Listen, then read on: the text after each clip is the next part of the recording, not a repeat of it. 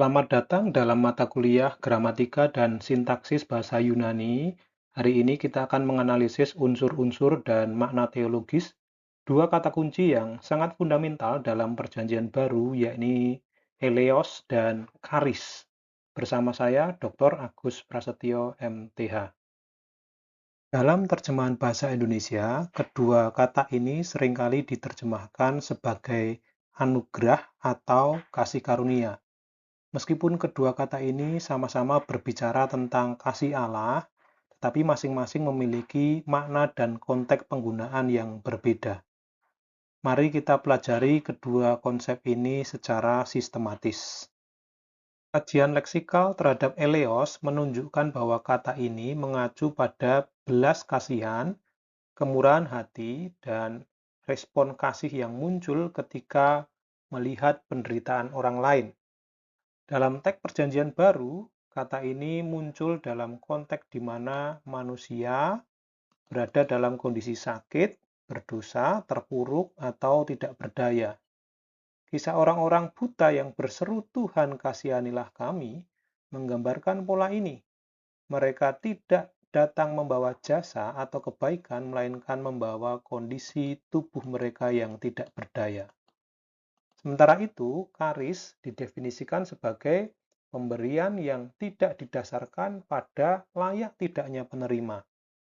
Rasul Paulus sering menggunakan kata ini dalam penjelasan tentang keselamatan, seperti dalam pernyataan bahwa keselamatan diperoleh karena kasih karunia melalui iman. Jadi, karis berbicara tentang Allah yang memberikan sesuatu yang tidak layak diterima manusia. Sebagai ilustrasi, perhatikan gambar di sebelah kiri. Ada seorang anak jatuh ke dalam lumpur, tubuhnya kotor, lututnya berdarah, dan ia tidak mampu bangun sendiri. Tindakan ayah yang mengangkat anak tersebut merepresentasikan istilah eleos, yakni belas kasihan Allah yang bergerak mendekati penderitaan.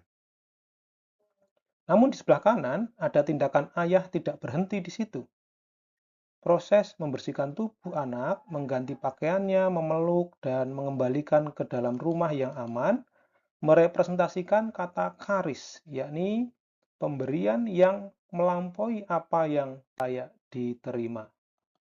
Jadi secara teologis, eleos berfungsi memulihkan manusia dari kondisi yang hancur, sedangkan charis berfungsi untuk mengangkat status manusia menjadi anak-anak Allah. Saudara-saudara, sampai di sini kita sudah memahami perbedaan mendasar antara eleos dan charis. Tetapi pertanyaannya, mengapa kita harus mempelajari kedua kata ini? Apakah ini sekedar latihan bahasa? Tentu bukan. Tetapi karena kedua kata ini menjadi kebutuhan mutlak bagi manusia.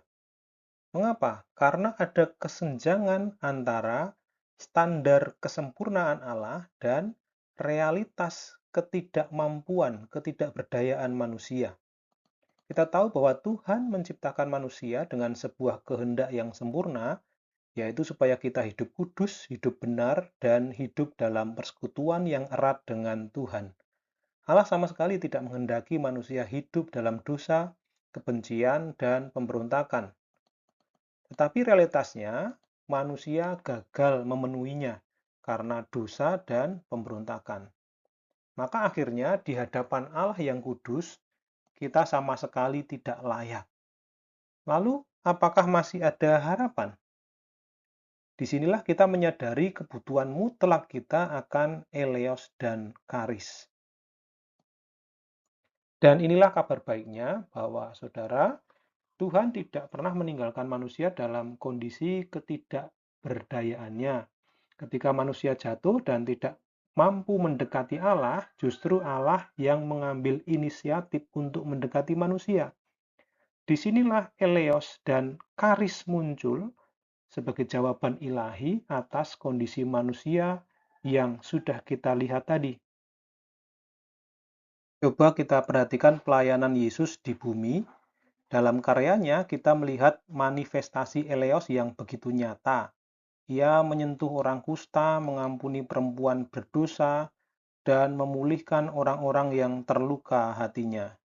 Eleos adalah respon Allah yang tergerak oleh kondisi kita yang terpuruk dan tidak berdaya. Tuhan tidak hanya menunjukkan belas kasihan, eleos, tetapi juga memberikan karis. Tuhan Allah memberikan pengampunan, keselamatan, dan status sebagai anak-anak Allah melalui Yesus. Helios turun mendekati kita yang tidak berdaya, sementara karis mengangkat kita. Tentu sebagai orang yang menerima Eleos dan karisnya, anugerah dan belas kasihannya, hidup kita akan lebih bermakna. Ingatlah dan ajarkanlah kebenaran ini. Sampai jumpa.